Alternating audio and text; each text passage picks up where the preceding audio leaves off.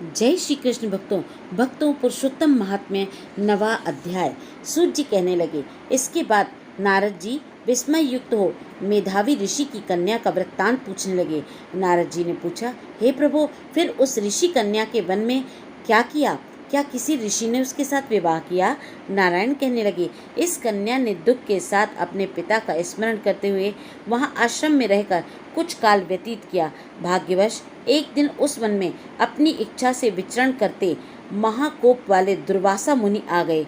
आश्रम में मुनि को आता हुआ देखकर शोक सागर में डूबी हुई उस कुमारी ने उठकर धीरज धारण करके मुनि के चरणों में नमस्कार किया। नमस्कार करके मुनि को अपने आश्रम में ले आई। अर्घ्य पाद्य और वन के नाना प्रकार के फलों से आदर करके मुनि का पूजन किया। फिर मुनि कन्या आदर से कहने लगी, हे मुने, आपको नमस्कार है। मुझ दुर्भागिनी के आश्रम में आपका कैसे आगमन हुआ? आपके आने से मेरे भाग्य का उदय हो गया, अथवा मेरे पिता के पुण्य प्रताप से मुझको समझाने के लिए आप आए हैं। आप जैसे महात्माओं के तीर्थ रूपी पांवों के रजकरण को स्पर्श कर मेरा जन्म सफल हो गया। जो आप जैसे महात्माओं का मुझको दर्शन हुआ। इस प्रकार कहकर यह बाला उनके आगे चुपचाप होकर बैठ गई। तब दुर्वासा मुनि कुछ हंसकर बोले, धन्य धन्य हे ब्राह्मण पुत्री, तुमने अपने पिता के कुल का उद्धार कर दिया है। कन्या बोली, हे मुनि, आपके वचनों को सुनकर मेरा दुख दूर हो गया। हे मुनि, आप कृपा कर ऐसा उपाय बतलावें जिससे मेरा दुख दूर हो। मैं दुख शोक में अग्नि की ज्वाला से जल रही हूँ। इस अग्नि को शीघ्र बुझाइए।